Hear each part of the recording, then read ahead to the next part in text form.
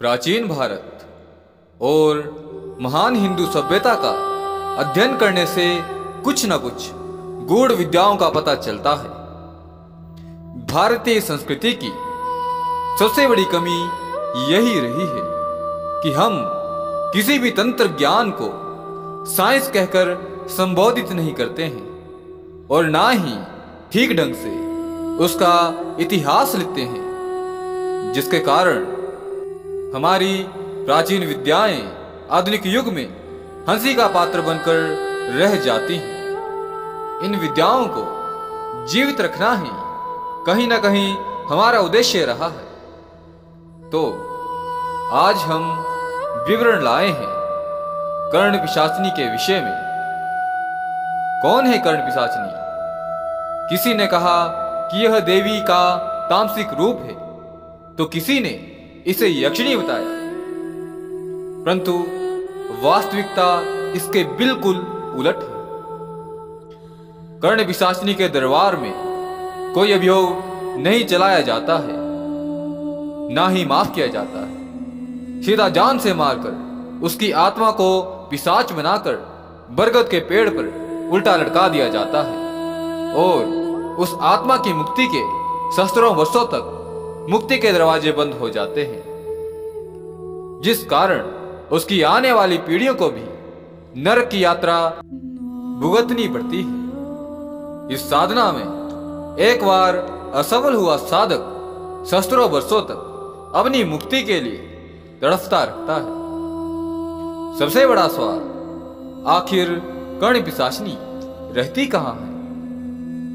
पिशाच की तरह इसका रहने का ठिकाना भी शमशानों में होता है।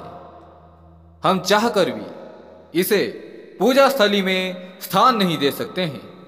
इसकी आदतें पिशाच जैसी हैं, जैसे कि रात को भटकना, रक्त प्राशन करना, जान ले लेना।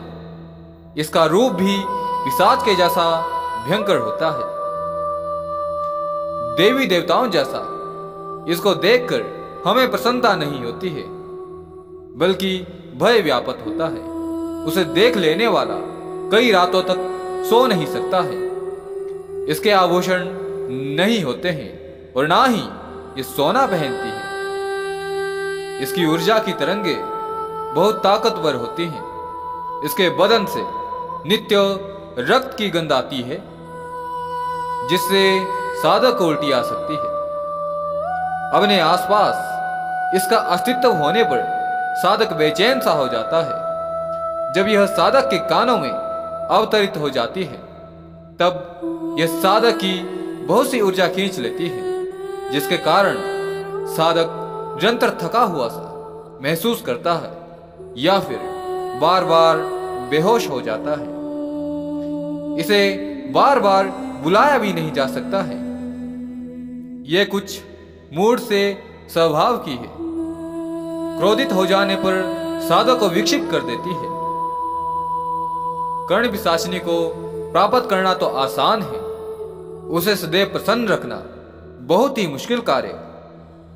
हर पूर्णिमा और अमावस्या के दिन यह साधक के साथ आकर रति क्रिया करती है।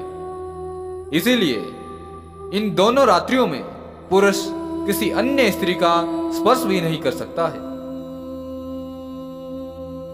स्त्री साधिकाओं के लिए यह पुरुष का रूप धारण कर लेती है। रति क्रिया इसे बेहद पसंद है, जैसे कि मनुष्य को भोजन बहुत पसंद है। इसका भोजन सिर्फ रक्त एवं कच्चा मांस है।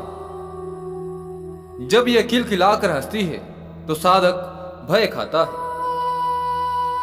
सबसे बड़ा झूठ तो साधकों में यही फैलाया गया है कि कर्ण पिशाचिनी त्रिकाल ज्ञान प्रदान करने वाली है, परंतु यह बिल्कुल असत्य तथ्य है।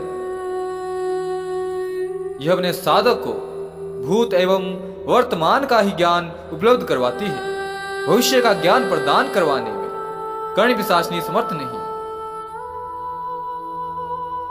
अज्ञान के अंधे कुएं में डूबे साधक इन साधनाओं की ओर अग्रसर हो जाते हैं, जिसके परिणाम न तो इतिहास में शुभ रहे हैं और ना ही भविष्य में शुभ रहने वाले हैं।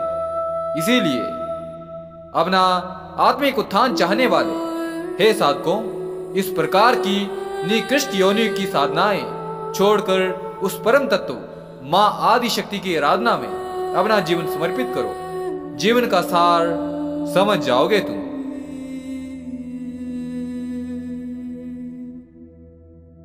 मुझे आशा है कि यह वीडियो आपके लिए अवश्य ही ज्ञानवर्धक साबित होगी। यदि आप हमारे प्राचीन तंत्र ग्रंथों का अध्ययन करना चाहते हैं तो डिस्क्रिप्शन बॉक्स में जाकर उनका अवश्य अवलोकन कर सकते हैं।